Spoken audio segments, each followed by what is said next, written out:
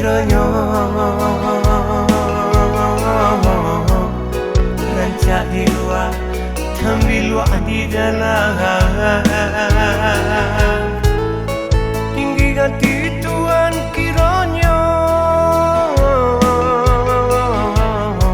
rancak di luar tapi luar di dalam.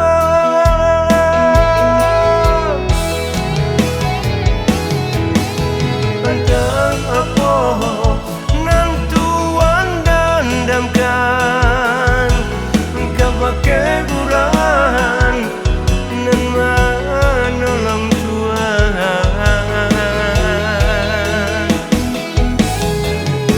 Harap Tuhan makanlah surah nan urang indah kau meminta.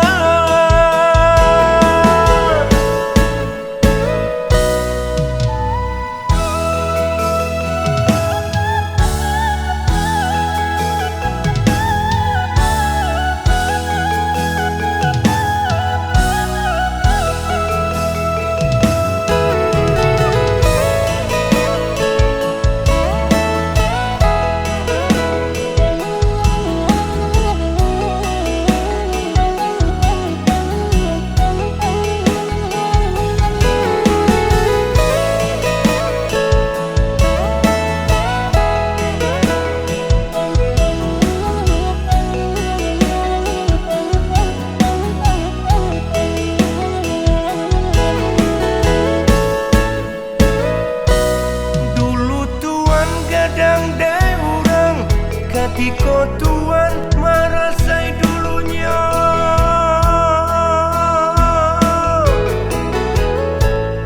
mengakini Tuhan lalu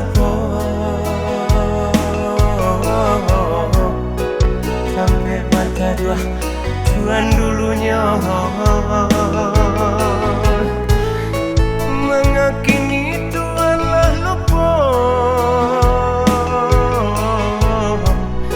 sampai pada dua Tuhan dulunya.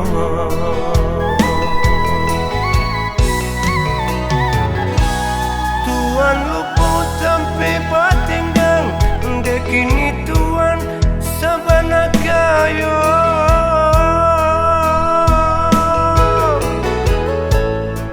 Tinggi hati Tuhan kiranya rancak di luar tapi luar di dalam.